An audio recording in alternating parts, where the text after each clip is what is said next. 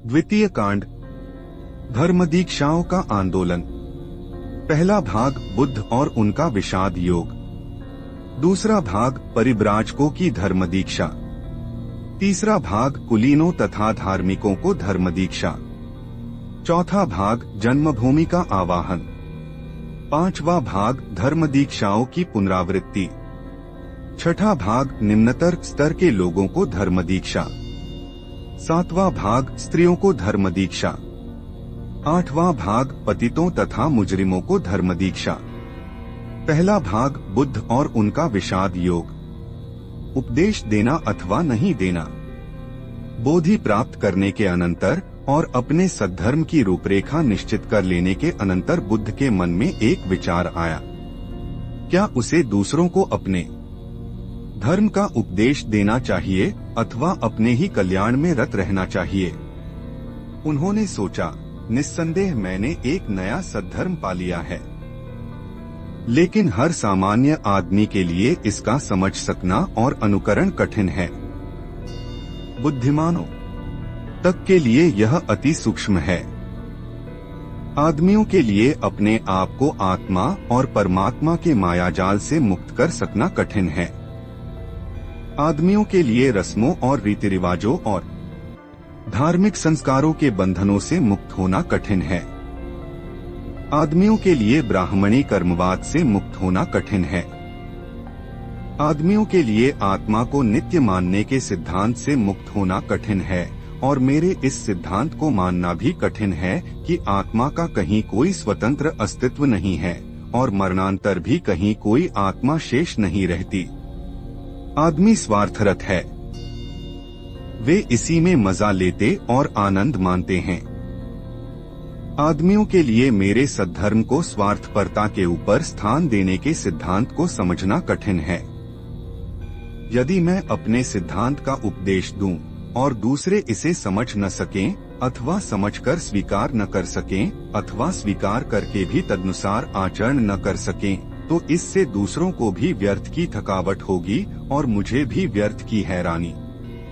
मैं संसार से दूर रहकर एक सन्यासी का ही जीवन क्यों न बिताऊं? मैं अपने कल्याण में ही क्यों न लगा रहूं?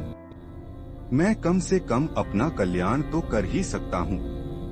इस प्रकार विचार करने से बुद्ध का मन सद्धर्म प्रचार की ओर न झुककर निष्क्रियता की ओर ही झुका।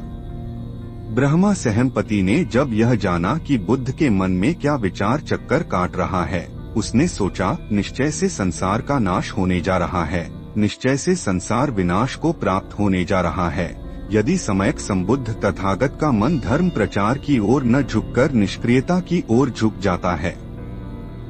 इस चिंता से घबराकर ब्रह्मा सहमपति ब्रह्मलोक से विदा होकर बुद्ध के सामने प्रकट हुआ। अपने वस्त्र को एक कंधे पर करके वह झुका और हाथ जोड़ कर बोला, आप अब सिद्धार्थ गौतम नहीं हैं। आप बुद्ध हैं। आप सम्यक संबुद्ध हैं। आप तथागत हैं।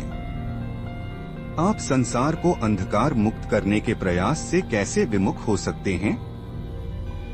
आप संसार को सत्यपथ पर ले चलने से कैसे विमुख हो सकते हैं? बहुत से प्राणी हैं जो बहुत मलिन नहीं हैं, उन्हें सद्धर्म श्रवण करना नहीं मिलेगा तो वे विनाश को प्राप्त होंगे। आप जानते हैं, भगवान की मगध में एक पुराना धर्म पैदा हुआ था जिसमें बहुत दोष थे। क्या भगवान अब उन लोगों के लिए अमृत द्वार नहीं खोलेंगे?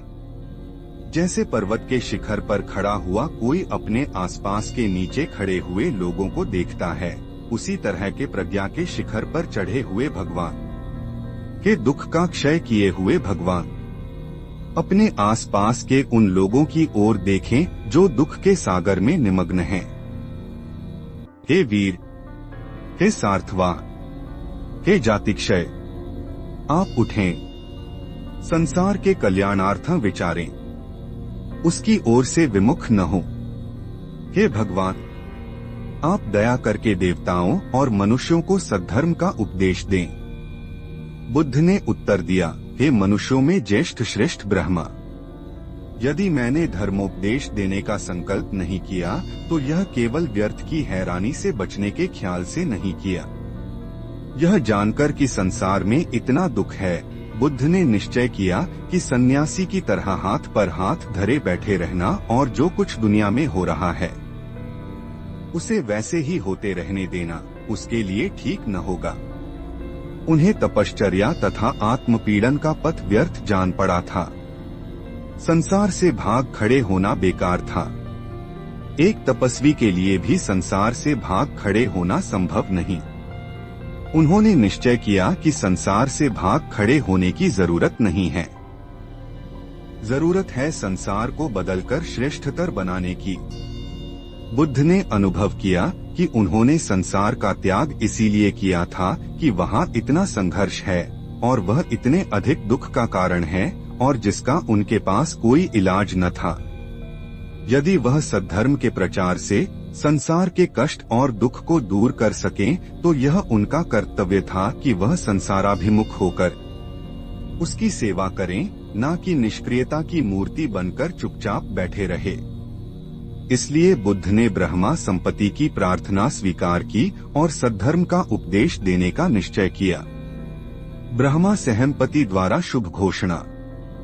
ब्रह्मा सहमपति यह सोचकर कि मैं जनता को उपदेश देने के लिए बुद्ध को प्रेरित करने में सफल हो गया हूँ, बड़ा प्रसन्न हुआ।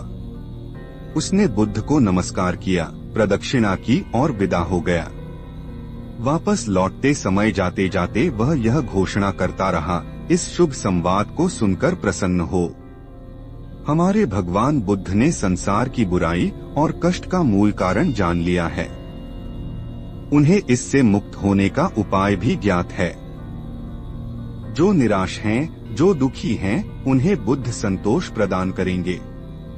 जो युद्धवस्थ हैं, उन्हें शांत करेंगे। जिनकी हिम्मत टूट गई है, उनकी हिम्मत बंधाएंगे। जो दलित हैं, जिन पर अत्याचार हुए हैं, उन्हें वह आशावान बनाएंगे। आप लोग जिन्हें दुनिया के झंझट सहन करने पड़ते हैं, आप लोग जिन्हें दुनिया में भयानक संघर्ष करना पड़ता है, आप लोग जो न्याय की आशा लगाए रहते हैं, आप यह सुखद संवाद सुनकर प्रसन्न हो। जो आहत हैं, वे अपने जख्मों को भरा समझें।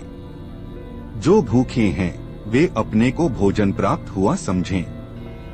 जो थके हैं, वे अपने को विश्राम प्राप्त समझें। जो तृष्णा से व्याकुल हैं, वे अपनी प्यास बुझी समझें। जो अंधकारग्रस्त हैं, वे अपने आप को प्रकाश में समझें। जो परित्यक्त हैं, वे अब खुशी मनावें। बुद्ध के सिद्धांत में एक ऐसी उत्कृष्ट प्रेरणा है कि जो परित्यक्त हैं अथवा जिनका कोई नहीं है, उन्हें अपना बना लेने की इच्छा होती है। जो नीचे गिरा दिए गए हैं, उन्हें ऊपर उठाने की इच्छा होती है और जो पद दलित हैं, उनके लिए आगे बढ़ने का समता का राजपथ है। उनका धर्म सद्धर्म है और उनका उद्देश्य है कि पृथ्वी पर सद्धर्म का साम्राज्य स्थापित हो। उनका धर्म सत्य है, संपूर्ण सत्य है, सत्य के अतिरिक्त कुछ नहीं, अर्थात सत्य ही सत्य है। धन्य है भगवान बुद्ध, क्योंकि उनका पथ बुद्धि का पथ है और वह मिथ्या विश्वासों से मुक्ति का मार्ग है। धन्य है वे भगवान बुद्ध जो मध्यम मार्ग का उपदेश करते हैं। धन्य है वे भगवान बुद्ध जो सद्धर्म का उपदेश करते हैं। धन्य है वे भगवान बुद्ध जो शांतिप्रद निर्वाण का उपदेश देते हैं। धन्य है वे भगवान बुद्ध जो मैत्री, करुणा और भ्रातृभाव की शिक्षा देते हैं, ताकि आदमी अपने मानव बांधवों को बंधनों से मुक्ति लाभ करने में सहायक हो सके। दो तरह की धर्म दीक्षा। बुद्ध की धर्म प्रचार की योजना में धर्म दीक्षा के दो अर्थ हैं। पहली तो भिक्षु की दीक्षा है, जिनको सामूहिक रूप से संघ कहा जाता है। दूसरी दीक्षा उपासक की दीक्षा है, अर्थात गृहस्थ बौद्ध की।